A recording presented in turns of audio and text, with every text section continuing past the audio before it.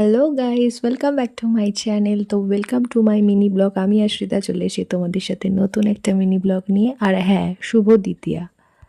তো দ্বিতীয়ার দিন এরকম বৃষ্টি ঝড়, কলকাতা পুরো জলমগ্ন, কেউ কি একসেপ্ট করতে পারবে? ডেফিনেটলি না। সকালে অফিস বেরিয়েছিলাম, তো অফিসে ট্রেনের এত প্রবলেম হচ্ছিল, ট্রেন যাতায়াত বন্ধ হয়ে গেছে, কার সাইডে জল জমে গেছে, বাড়ি চলে এসেছি। বাড়ি এসেই খেয়ে নিয়েছি একটু স্কিনটা গ্লোয়িং করতে। পতঞ্জলির নতুন এটা কিনেছি আমি, অ্যালোভেরার জুস।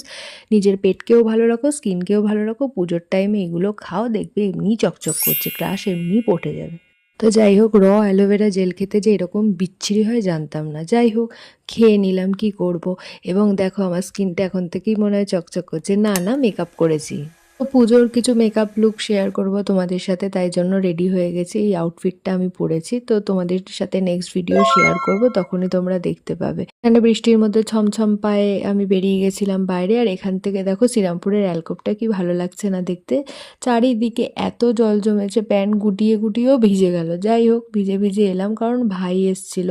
আর এখান থেকে দেখো কাশফুলগুলো ভিজে গেছে, কি সুন্দর লাগছে। তো দেন আবার বৃষ্টি চলে এসছে, এবং বৃষ্টির মধ্যে কি করব, খাওয়া দাওয়া করে নিয়ে বেরিয়ে পড়লাম একটু বৃষ্টি কমতেই। কিছু মার্কেটে কেনাকাটার ছিল, তো সেই জন্যই বেরিয়েছিলাম অ্যাকচুয়ালি। তো এখানে জল জমে গেছে। হ্যালো গাইস, আমি এখন জলে বেরিয়েছি উপলব্ধি করতে। জল কতটা জল লিখেছিলাম করে দেখো, ঠিক আছে। পাশ দিয়ে ড্রেন আছে, সেইটা আলাদা।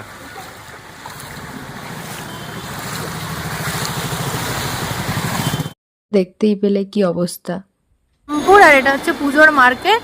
এক সপ্তাহ বাকি পুজোয়, ঢেলে দিয়েছে বৃষ্টি।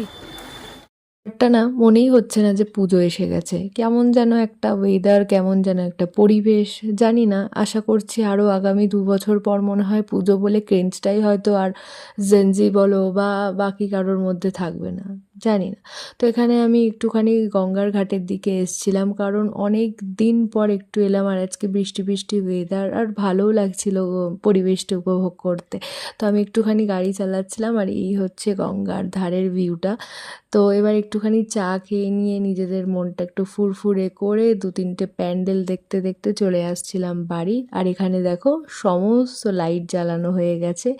রাত্রিবেলার পরিবেশটা এত ভালো লাগছে যে কি বলবো। আর ভালো লাগলে চ্যানেলটা সাবস্ক্রাইব করে দিও। বাই।